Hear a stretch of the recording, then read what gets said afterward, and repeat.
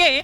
लेकिन कमलेश सिंह यादव जी, आपसे मैं शुरुआत करना चाहती हूँ इस चर्चा की कि अभी तक तो आप लोग तारीख पूछते थे कि भैया मंदिर कब बनाएंगे, मंदिर कब बनाएंगे। अब मंदिर मूर्त रूप ले रहा है, वहां बन रहा है, प्राण प्रतिष्ठा की तारीख भी नजदीक आ गई है, न्योता भी आप लोगों तक भेजा गया, आपने हाँ ना करते करते आखिरकार हाँ कर ही गए आप। लेकिन तारीख तो बता दीजिए कि कब जाएंगे। मैं कांग्रेस का पक्ष रखने के लिए हूँ यहाँ पे, और जहाँ तक तारीख की बात है, ये तारीख आज पूरे भारत वर्ष के जो लोग भी सौभाग्यशाली नागरिक हैं, सबके लिए बहुत महत्वपूर्ण है। और ये तारीख हमारी न्यायपालिका के द्वारा जो फैसला आया था, उसके फैसले के बाद मंदिर का निर्माण शुरू हुआ है, और न्यायपालिका के फैसले का सम्मान पूरे देश की जनता ने किया था, और आज उस फैसले के बाद इस मंदिर निर्माण का भी जो है पूरे देश की जनता ने स्वागत किया है और आज कर भी रही है। लेकिन जो भी ये परिस्थितियां हैं और जो भी इस दौरान यहाँ की स्थितियां हैं चल रही हैं, उसमें जो ट्रस्ट के लोग हैं या उससे जुड़े हुए जो संगठन हैं, विश्व हिंदू परिषद है, आरएसएस है, उनकी कार्यशैली, उनकी बयानबाजी और उनके जो कारनामे हैं, उसके वजह से बहुत सारे प्रश्न उठ रहे हैं। प्रश्न राम के इस मंदिर पे नहीं है, प्रश्न राम पे नहीं है, प्रश्न राम के नाम पर कुछ लोग जो खेल खेल रहे हैं पर्दे के पीछे से, क्या खेल? प्रश्न वहाँ है। खेल ये है कि अभी जो यहाँ के चंपत राय जी ट्रस्ट के सचिव हैं, जिनका बयान मीडिया में आता रहता है, मंदिर की प्रगति रिपोर्ट आती रहती है, उनका बयान अभी एक 55 सेकंड का वायरल हो रहा है। कुछ लोग कन्नौज से इत्र और 1000 चांदी के फूल लेकर के आए थे और उनको सौंप रहे थे। तो उन्होंने कहा ये चांदी के फूल मैं लेकर के क्या करूं, इन्हें बेचूं या कहाँ रखूं? तो वो लोग कह रहे हैं कि कहीं लगा दीजिए। कह मैं कहाँ लगा सकता हूं? उसके बाद वो कह रहे हैं जो 60 करोड़ के सोने के एक एक दरवाजे हमने लगाए हैं, यहाँ अयोध्या में गला काट करके उसको कब लोग उखाड़ ले जाएंगे, ये भी हमको नहीं पता है। ये इतने महत्वपूर्ण पदाधिकारी का जो बात वायरल हो रहा है, ये लोगों की जो मंशा है वो बहुत कुछ दर्शाती है। पांडे जी से पांडे जी वो कह रहे हैं कि पर्दे के पीछे से खेल चल रहा है, और साथ ही साथ भी कि आप थोड़ी बताएंगे कि हमें कब आना है, और हम क्यों आपको तारीख बताएं? ऐसा हम चले है, जाएंगे हमें जब जाना है। हाँ, समाजवादी पार्टी ने निहत्थे कार सेवकों पर गोली चला करके बहुत बड़ा पाप किया है अयोध्या की धरती पर, और अयोध्या की गलियों को रक्त रंजित करने का काम किया है। निहत्थे कार सेवकों पर गोली बरसाई है, और जब कांग्रेस ने हलफनामा दे कहा था कि श्री राम जी का कोई अस्तित्व नहीं है, उस समय उनकी सहेली पार्टी बनकर के खड़े हुए थे। मुलायम सिंह सरकार ने परिक्रमा बंद कराया। वो अयोध्या के नाम से घृणा करते हैं, वो आने किस मुंह से आए जिन्होंने अयोध्या की गलियों को रक्त रंजित किया है, निहत्थे कार सेवकों पर गोली बरसाई है, परिक्रमा पर अयोध्या के नाम से घृणा करते हैं। थोड़ा माइक ऊपर कर लीजिए। हाँ, उनको तो भय है कि जालीदार टोपी वाले कहीं ऐसा न हो हमको परेशान कर दे। वो बहुत बड़ी दुविधा में है। एक तरफ पश्चाताप है उनके मन में, और दूसरी तरफ वोट की जो पुष्टिकरण की राजनीति है, उसकी दुविधा है। पूरा देश आनंद के और गर्व के वातावरण में है।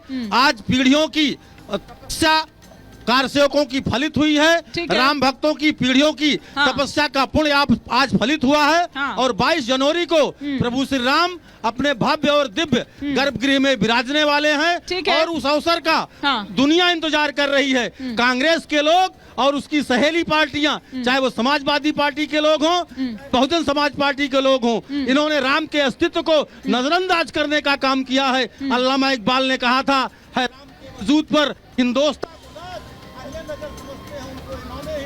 ऐसे शायरों ने भी भगवान राम की तारीफ की थी। भगवान राम हमारे आराध्य हैं, कण कण में बसे हैं, रोम रोम में बसे हैं, और जो चंपत राय जी पर उंगली उठाने वाले लोग हैं, जिनकी इतनी उनकी उम्र नहीं होगी, उससे ज्यादा उनकी तपस्या है, उससे ज्यादा उनकी साधना है, उससे बड़ा उनका आंदोलन है। आप लोग जिन्होंने सवाल उठा दिया था प्रभु श्री राम के अस्तित्व पर ही, देखिए हिमानी जी, वही लोग देखिए सुनिए, अभी मैं सुनता रहा, लेकिन वाकई में जिस तरीके से इन्होंने कहा कि समाजवादी पार्टी में जो हुआ अतीत में वो कहीं ना कहीं दुखद था, लेकिन आज मैं पूछना चाहता हूं उसकी इनसे, आप मंच से माफी इनके मांगिए। शासनकाल में मंच से सुनिए, माफी मांगिए। मैं नहीं बोल, मंच से सुनिए, माफी सुनिए। मांगिए। मेरे जब मंच इमाम से नहीं, माफी मांगिए। ऐसे काम अगर नहीं दुखता करेगा, तो मंच से ठीक माफी है, मांगिए। ठीक है, ठीक है, मंच से ठीक है, माफी ठीक है, मांगिए। ठीक है, एक बार उनको कंप्लीट करने दीजिए, आराम से आराम से आराम नहीं, से नहीं, सुनिए, धैर्य बिल्कुल। रखिए, धैर्य रखकर आराम से। मैं कहता हूँ इस देश के करोड़ों युवाओं को रोजगार देने का वादा किया था, कहाँ है रोजगार? मैं कहता हूँ राम हम सबके आराध्य हैं, ये सभी राम भक्त बैठे हैं। अच्छा ये एक बात सुनिए, अयोध्या थोड़ा की तरह है। माइक थोड़ा बिल्कुल। करीब लाकर बोलिए। लेकिन एक बात बताइए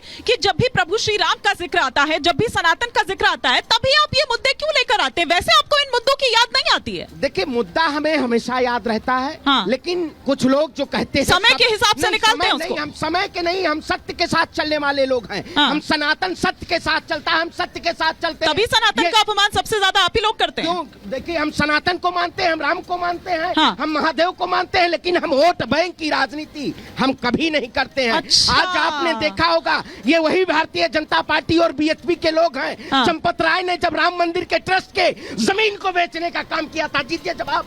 माइक क्यों को नहीं करीब देना लाकर, चाहते? माइक को क्यों करीब नहीं लाकर। जवाब देना हाँ। चाहते हैं? हाँ। जवाब से किनार होते हैं, क्योंकि ये सरकार कहती थी सबका साथ होगा, सबका विकास होगा, सबका विश्वास होगा, लेकिन इस सरकार ने सबका विनाश करने का काम किया है। राम सबके हैं और ये मौका सबको जरूर मिला है। 500 सालों में सब लोग इसकी खुशियां मना रहे हैं, लेकिन कृपया करके ये लोग 2024 में हाँ। इसके पीछे अपनी वोट क्विक बैंक की रिएक्शन पांडे राजनीति दे को दीजिए, मजबूत फिर करने मैं का काम आचार्य जी का करें। रुख करूंगी और हमारे साथ आलोक वत्स भी जुड़ चुके हैं। जी क्विक रिएक्शन इनकी बात। भारतीय जनता पार्टी ने अपने घोषणा पत्र में कहा था कि राम मंदिर के निर्माण में आने वाली अड़चनों को हम माइक को दूर करीब करेंगे। लाकर, माइक को करीब और मोदी और योगी ने एक मिनट रुक जाइए। मोदी और देखिए, फिर योगी मैं ने माइक आपको- इस अड़चन मुझे आपसे माइक को लेना पड़ेगा। दूर मुझे करने आपसे का माइक काम लेना किया पड़ेगा। है। एक एक करके, और एक एक 22 करके, जनवरी एक एक को करके, जब एक एक प्राण करके। प्रतिष्ठा होगी, मोदी जी से साक्षी होंगे और उन्होंने अयोध्या को विश्व का सर्वश्रेष्ठ नगर बनाने का संकल्प किया है। उस ओर अयोध्या अग्रसर है। आज अयोध्या में अंतर्राष्ट्रीय स्तर का हवाई अड्डा बना है, ठीक है। राष्ट्रीय स्तर का रेलवे स्टेशन बना है। हाँ। आज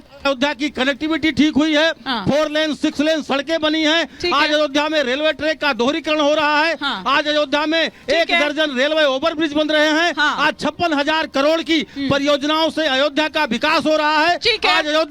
आज अयोध्या विश्व का सबसे सुंदर नगर बनने की ओर अग्रसर है। हाँ। और मोदी और योगी जी की परिकल्पना है, हाँ। हम देश को सुशासन भी देंगे, ठीक है। हम देश में सेवा भी करेंगे, ठीक है हम पांडे देश जी में आपका गरीब जवाब आ कल्याण गया। भी पांडे जी करेंगे आपका जवाब और आ राम गया। अब मंदिर जरा की महन प्रतिष्ठा जी भी से करेंगे। एक रिएक्शन महन जी से ले लूं, फिर आलोक जी का मैं रुख करूंगी। महन जी मैं आपको दे रही हूं ये माइक। महन जी, लेकिन आप इसको किस तरह से देख रहे हैं? क्योंकि आप यहाँ पर देखिए कि बार बार जो विपक्ष है वो झूठे दावे यहाँ पर कर रहा है, उसको और कुछ नहीं मिल रहा है तो वो शंकराचार्य जी को बीच में लेकर आ जा रहा है, वो उन्हें उनकी बात यहाँ पर रख रहा है। मतलब आप किस तरह से देख रहे हैं इस पूरे प्रकरण को?